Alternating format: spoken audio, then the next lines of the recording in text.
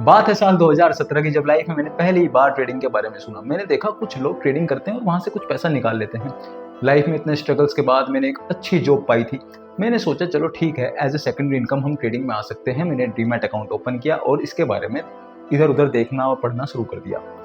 मुझे पता लगा इंडिकेटर्स। मैंने कहा अच्छा है, एक इंडिकेटर्स होते हैं, ऐसे काम करते हैं। आपको कुछ नहीं करना, जॉब करते करते बीच में अलर्ट आ जाएगा, वहाँ पर इंडिकेटर पर बाय सेल, कितना स्टॉप लॉस, टारगेट, ये सब चीज़ें मैं सीख चुका था। ये करना स्टार्ट कर दिया। आप यकीन मानिए, इंडिकेटर से लेके आज प्राइस एक्शन तक का सफर मेरा काफ़ी ज़्यादा बड़ा रहा। और क्यों मैं in the end price action पर ही शिफ्ट हो गया, ये मैं बताने वाला हूँ। अगर आप अब भी इंडिकेटर बेस्ड ट्रेडिंग करते हैं तो थोड़ा इस वीडियो को जरा ध्यान से देख लीजिए। इतने लंबे समय के बाद मैं प्राइस एक्शन पे जब शिफ्ट हुआ, क्या चेंजेस आए, क्यों मुझे स्टार्टिंग में लॉसेस हो रहे थे इंडिकेटर्स एंड ऑल, बाकी चीज़ों के बारे में इस वीडियो में बात करने वाला हूँ।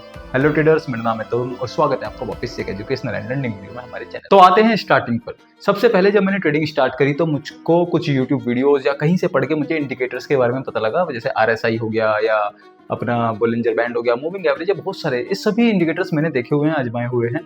तो मैंने इंडिकेटर लगाया और देखा अच्छा यहाँ से क्रॉसओवर होता है, या कोई भी जो भी स्टार्टिंग में हमारे रूल्स होते थे उसके अकॉर्डिंग बाय करना है, कहाँ सेल करना है, स्टॉप लॉस, टारगेट, ये सब देखा। ज़्यादा सेबी क्या कहती है, रिस्क रिवॉर्ड मैनेजमेंट, इतना सब कुछ नहीं था। सिर्फ एक देख लिया कि इंडिकेटर यहाँ से बाय सेल करता है, इतना प्रॉफिट आता है, इतना लॉस आता है। ये करने के बाद ठीक है, स्टार्ट कभी कभी लॉस होता था, कभी कभी प्रॉफिट होता था, but in the end long term में 1 महीने 2 महीने बाद मैं लॉसेज में अपने आप को देखने लगा। उसके बाद मैंने थोड़ा और जाना और किताबें पढ़ी, पता लगा कि चलो ये इंडिकेटर तो बेकार है, दूसरा इंडिकेटर लाता हूँ, ये अच्छा है, जल्दी बता देता है। दूसरे इंडिकेटर पे शिफ्ट हुए, RSI और बहुत सारी चीज़ें, अलग अलग इंडिकेटर्स, लगभग इतने इंडिकेटर्स मैंने देखे। उसके बाद सब पे शिफ्ट हुआ और सब अच्छा भी करते थे काम, तो प्रॉफिट भी मिलते थे, लॉस भी मिलते थे। रिस्क रिवॉर्ड मैनेजमेंट एंड बाकी सारी चीज़ें से मैं अभी थोड़ा दूर था और धीरे धीरे उसमें आने लग। आपको पता है ट्रेडिंग में जब इंटरेस्ट आता है तो आदमी सीखता है। धीरे धीरे मैं सीखने लगा और लोगों को देखने लगा। यूट्यूब पर हालांकि कम वीडियोस थी, पर मैं देखता था और जो भी मुझे ज्ञान मिलता था उसको अप्लाई करता था। इन द एंड लॉस हुआ या प्रॉफिट हुआ, इन द एंड मैं लेकिन सेटिस्फाई नहीं था। जिस चीज़ के लिए मैं मार्केट में आया था वो मुझको नहीं मिल रही थी। मुझे लगा कि बड़ा ईजी होता है यार, एक इंडिकेटर लगाया चार्ट्स पे, यही बता देगा, तो इससे अच्छा क्या हो सकता है। वो मेरी क्वांटिटी के ऊपर डिपेंड करता है कितने में प्रॉफिट कमाऊंगा। मैं कैलकुलेट करने लग गया, अच्छा अगर मैं 10 रुपये का प्रीमियम में 1000 शेयर ले लूंगा, ये 20 का हो गया, 50 का हो गया, इतने रुपए हो जाएंगे। ये सब एक ट्रैप में मैं फंसता जा रहा था। जब मुझे लगा इंडिकेटर्स काम नहीं करते हैं तो कहीं से पता लगा एक सेटअप होता है भाई, 2-3 इंडिकेटर मिक्स करो उसके बाद सेटअप बनेगा, कर सकते हैं। तो मैंने सेटअप देखे, सेटअप के पीछे भागा कि चलो कोई सेटअप मिल जाए। बहुत अर्ली स्टेज की बात बता रहा हूँ, मैं काफी फास्ट कर रहा था ये सब चीजें। 1-2 महीने कुछ देखा, फिर दोबारा देखा, सेटअप आया, बहुत सारे मिक्सअप सेटअप करे, इंडिकेटर आए। उसके बाद मुझको धीरे धीरे समझ में आया अच्छा कैंडलस्टिक पैटर्न्स भी कुछ होता है। एक ये बुलिश अगर कैंडल है तो ये कितनी बड़ी कैंडल है, हैमर है, इन्वर्टेड हैमर है, ये क्या कहना चाह रही है। जब मैंने सेटअप देखा किसी का, वो भी एक टाइम तक काम किया, फिर जिस दिन लॉस हुआ बड़ा लॉस हो गया। आई होप आप समझ पा रहे हो मैं क्या कहना चाह रहा हूँ। उसके बाद जब धीरे धीरे मुझको कैंडलस्टिक पैटर्न्स के बारे में पता लगा, मुझे लगा अच्छा एक कैंडल होती है, अगर ये ग्रीन कैंडल के भी कई प्रकार होते हैं, हेड एंड शोल्डर पैटर्न, फलाना, बहुत सारी चीजें देखी। धीरे धीरे आप घुसते चले जाते हो। एक मुझको पाथ फाइंड आउट नहीं कर पा रहा था। एक स्टेज ऐसी भी आई जब मुझको लगा कि यार मैं ब्रेक इवन पर हूँ काफी टाइम से, बट प्रॉफिट नहीं हो पा रहा। इंडिकेटर्स एंड ऑल बाकी चीजें मुझको बेकार लगने लगी थी। अब पहले तो मैं इंडिकेटर्स पे था, अब मैंने एक सेटअप ढूंढ लिया, कभी किसी का सेटअप पकड़ लिया, उसकी बैक टेस्टिंग, जितनी मेहनत अभी आप लोग कर रहे हो उससे ज्यादा ही मैंने करी होगी। इन द एंड जब मैंने कैंडलस्टिक पैटर्न्स जानने स्टार्ट करे, उसके बाद देखा, मुझको पता लगा यार मार्केट इतनी सारी, मैंने बैक टेस्टिंग कर लिया, इंडिकेटर को बैक टेस्ट करता रहता हूँ, कभी कुछ और कभी किसी सेटअप को। तो मुझको धीरे धीरे समझ में आने लग गया कि मैं जब चार्ट्स आप देखते हो आपको समझ में आता है कि एक प्रॉपर पैटर्न्स फॉलो कर रहा है, और कोई ना कोई लोग सिखा भी रहे होते हैं, कहीं ना कहीं सेकंड किसी बुक से पढ़ लिया, किसी यूट्यूब वीडियो से देख लिया कि हाँ यार ये कैंडलस्टिक पैटर्न्स फॉलो होते हैं और एक प्राइस एक्शन है कुछ चीज। तब मुझे पहली बार समझ में आया प्राइस एक्शन भी कुछ चीज होती है, जिसमें आप मार्केट के या प्राइस के एक्शन देख के अपने डिसीजन बनाते हो और वहाँ पर ट्रेड करते हो। तो मैंने कहा कि चलो एक बार प्राइस एक्शन ट्राई करते हैं, क्योंकि इन द एंड सारे जो ट्रेडर्स थे, जो फॉरेन के ट्रेडर्स थे, सब कुछ प्राइस एक्शन पर ही करते थे। टेक्निकल मुझको समझ में आने लग गया। हालांकि जब इतने सारे लोग इंडिकेटर, सेटअप, इन सब के पीछे भाग रहे होते हैं तो आपको प्राइस एक्शन के लिए भागना थोड़ा सा मुझको लगा कि यार ये तो काफ़ी मेहनत का काम है, मुझको इतनी सारी मेहनत करनी पड़ेगी। अलग अलग प्राइस एक्शन, ऐसा तो है नहीं कि एक सिलेबस है कि 1 2 3 4 5 6 पढ़ लिया और आगे आपको प्राइस एक्शन। एक एक्सपीरियंस है प्राइस एक्शन, पूरा पूरा बैक टेस्टिंग, फॉरवर्ड टेस्टिंग, साथ के साथ डीप अंदर जाना है, क्या किस तरीके से मार्केट कहना चाह रहा है, ये सब मैं धीरे धीरे सीखता सीखता चला गया और मैंने इंडिकेटर्स और बहुत सारे सेटअप्स उनको छोड़ दिया।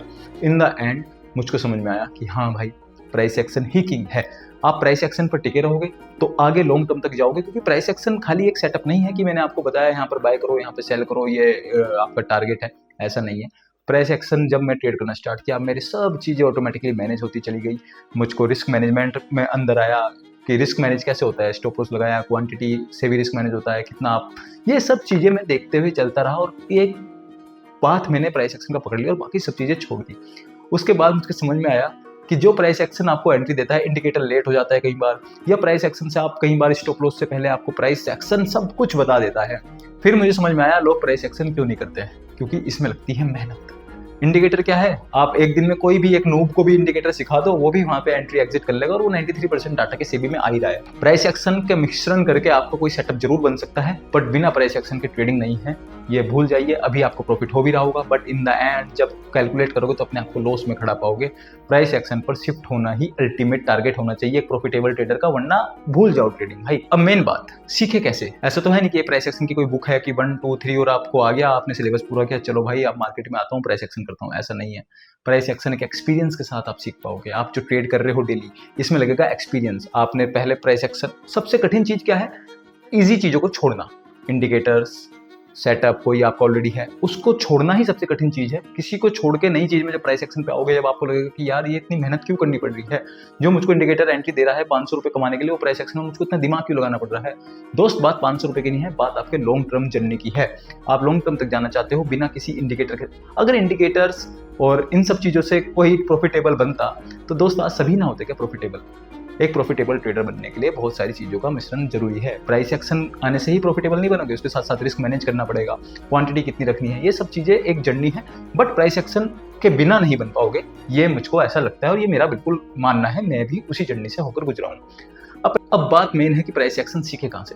देखिए, प्राइस एक्शन ऐसा तो है नहीं कि एक बार आपने एक सिलेबस पूरा कर लिया और आपको आ गया, ये एक एक्सपीरियंस तो है ही। तो सबसे पहले जहाँ से आपको नॉलेज मिलती है, थोड़ी थोड़ी नॉलेज इकट्ठी करिए, अपना एक्सपीरियंस उसमें साथ करिए, ट्रेडिंग जर्नल लिखिए। इन सब चीज़ों के बाद एक लिमिटेड टाइम के बाद आपको खुद ब खुद एक एक्सपीरियंस होता रहेगा और आप प्राइस एक्शन की तरफ बढ़ते रहेंगे। आपको अगर बिल्कुल नहीं आता और आपको सीखना है कि प्राइस एक्शन का बेस क्या है, पूरे यूट्यूब पर कहीं पर एक सीरीज नहीं है। मैं आपको बताता हूँ, कुछ टाइम पहले मैंने अपलोड की थी फ्री ऑप्शन बाइंग कोर्स करके, उसमें पूरी एक देख लीजिए, नीचे डिस्क्रिप्शन में लिंक डाल दूंगा, वहाँ से देख लीजिए, आपका एक बेस क्लियर हो जाएगा। उसके बाद आपको अगर एडवांस प्राइस एक्शन सीखना है, ऑप्शंस किस तरीके से इंडेक्स से करते हैं कनेक्ट, और लाइव सीखना है, तो आप मेरे साथ ज्वाइन कर सकते हैं। मेरा कोई कोर्स वगैरह नहीं है, बट हम लाइव ट्रेडिंग आवर्स में बैठते हैं, सीखते हैं कुछ चीज़ें, जो हमको प्राइस दिख रहा होता है उसको सीखते हैं, और जो मेरा एक्सपीरियंस है, मेरी स्ट्रेटजीज हैं, बहुत मिनिमल कॉस्ट है, आप चाहो तो ज्वाइन कर सकते हो। मैं सिर्फ 15 बच्चे लेने वाला हूँ, और 15 से ज़्यादा मैं रखता भी नहीं, क्योंकि मैं किसी के साथ कनेक्ट करता हूँ तो मैं 1 to 1 रहना चाहता हूँ, ताकि मैं लॉन्ग टर्म तक उसके साथ कनेक्ट रहूँ। तो मैं व्हाट्सएप नंबर अपना पर्सनल डाल दूंगा डिस्क्रिप्शन में, वहाँ से कॉन्टैक्ट कर लीजिए। दिवाली के बाद कोई इनरोलमेंट नहीं होगी, दिवाली के बाद हम क्लास स्टार्ट करने वाले हैं। In the end price action पर ही शिफ्ट हो जाइए, प्राइस एक्शन ही किंग है, प्राइस एक्शन के बिना ट्रेडिंग नहीं है।